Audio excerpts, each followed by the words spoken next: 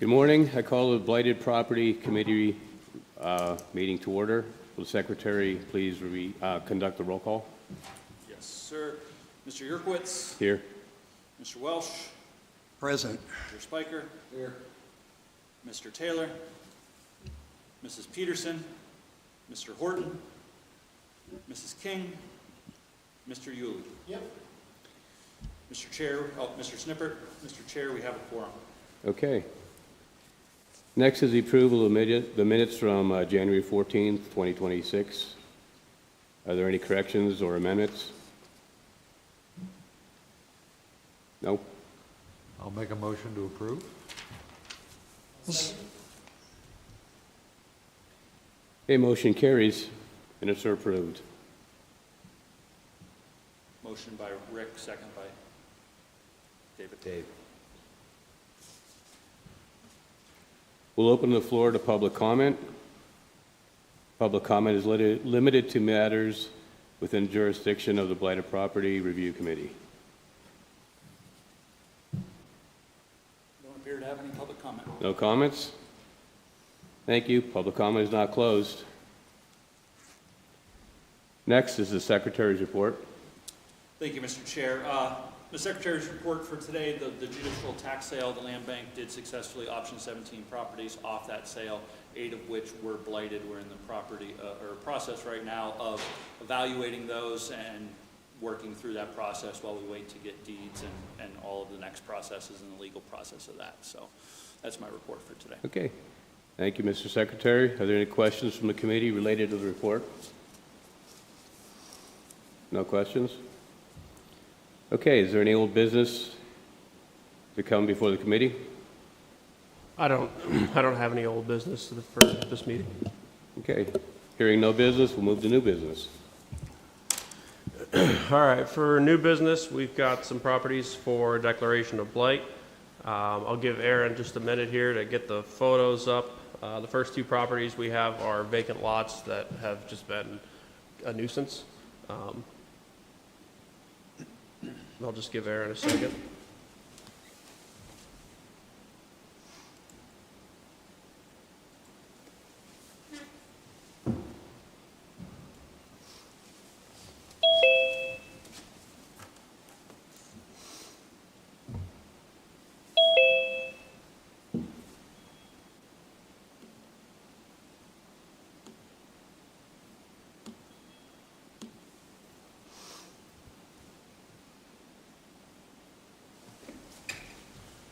Okay, up first is a property that was sold at tax sale in 2024. It's on the corner of Myrtle and West 20th Street. It's continued to have high grass over the years. They're overdue on taxes for 2024 and 2025. Obviously, there's no utilities. It's a vacant lot. We've got 12 cases all time and 4 cases in the last 5 years. So prior to the sale in 2024 on the tax sale, we had high grass issues dating back up to 5 years. We've had 11 notices of violation sent over the last 5 years. We've had 2 tickets written in 2021 for the previous owner. There was citations issued to the previous owner. The citations resulted in being dismissed because it took a citation to get the owner out there to cut the lot. But the current owner is out of state, lives in Florida, and does not respond to any of our notice of violations that get sent out. So this is just a nuisance property. It's had high grass every year, and that's why we're asking for a declaration of blight. And one thing for the record, this was a repository sale. Again, something that, we certainly advocate to the taxing bodies that they don't approve repository sales to out-of-town property owners without validating their ability and willingness to maintain these parcels, which is something that is under their jurisdiction when they vote to approve a repository sale. Okay. Do we have a motion to blight? I'll second. Motion by Dave, second by Rich. Okay. All in favor? All in favor? Aye. Aye. Opposed? Don't forget to say opposed. None opposed. Okay. All right, up next we have 737 East 9th Street. This property was obtained by the current owner on a special warranty deed, December of 2024. It's a vacant lot. They're behind in taxes for 2025 for $301. There's no utilities. The lot is overgrown, and one of the biggest issues that we're having with this lot currently is there's a lot of trailers and campers that are being parked on the lot. And I don't believe at the time that I took those photos last week that anybody was residing in those trailers at the time, but we've had many calls of issues of people living in the trailers or in the campers, fortifying and trying to live on this vacant lot. And we've sent we sent 3 notice of violations last year. I've tried to track down phone numbers for the owner. Never get a return call. They're not responding, and they're not taking care of the property. And zoning has also been looped in on this issue with it being a residential neighborhood and the amount of trailers and things that are going on. So that's why we're asking for a blight declaration on this property. Okay, motion to blight. I'll move. I'll second. Moved by Mr. Spiker, seconded by Mr. Welsh. All those in favor? Aye. Aye. Those opposed? Motion carries.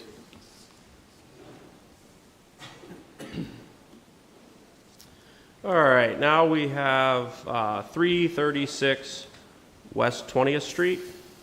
This is in the name of the deeded owner since 2011.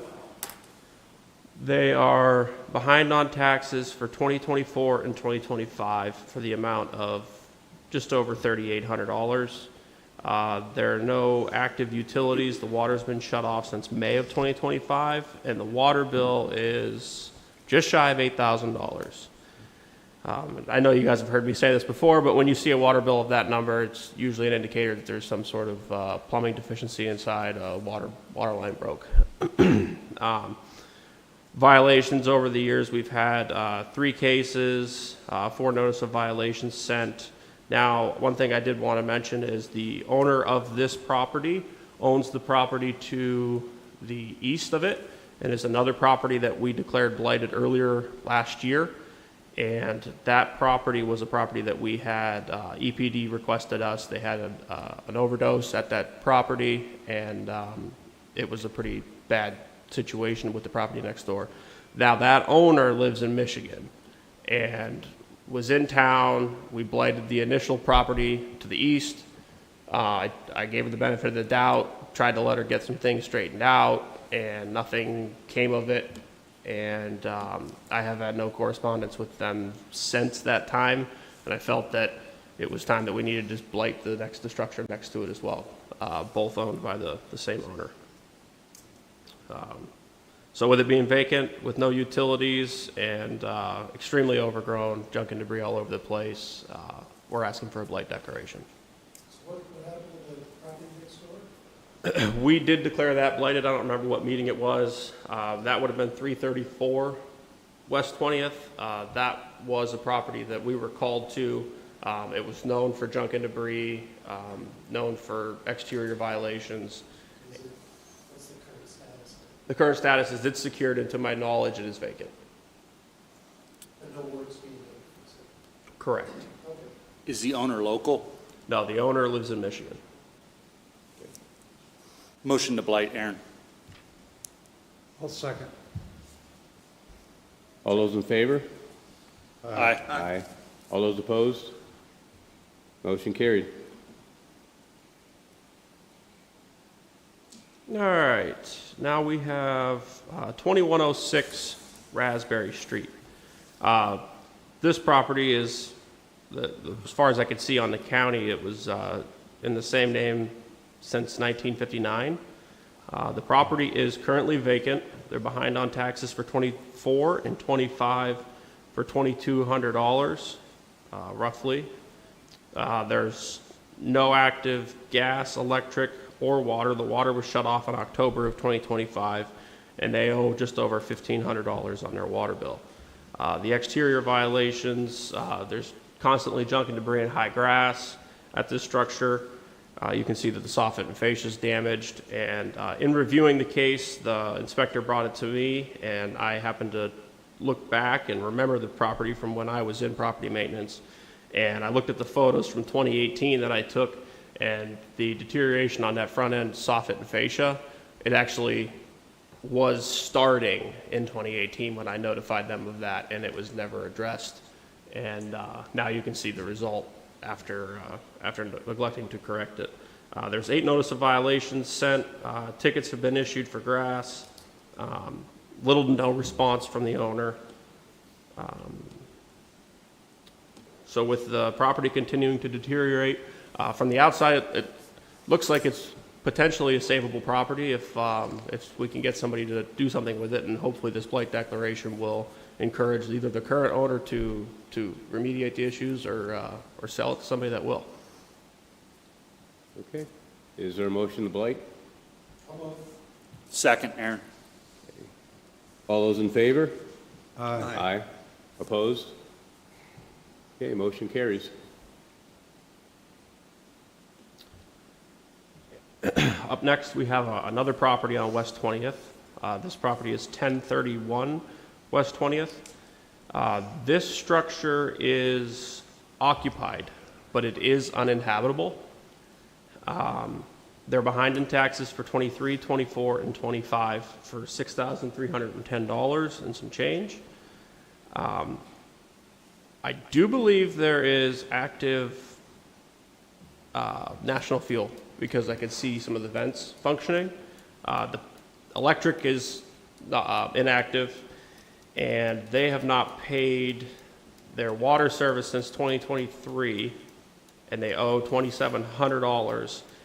And there was a mention when I talked to the water authority that there was an illegal connection to the water, and I've seen it happen a couple of times. I don't quite know the specifics on how they obtain it, but they either dig up the box, cut the lock, and connect themselves to the water, and the water authority has to continue following up and disconnecting and while they do that. We've got 10 cases dating back to 2019.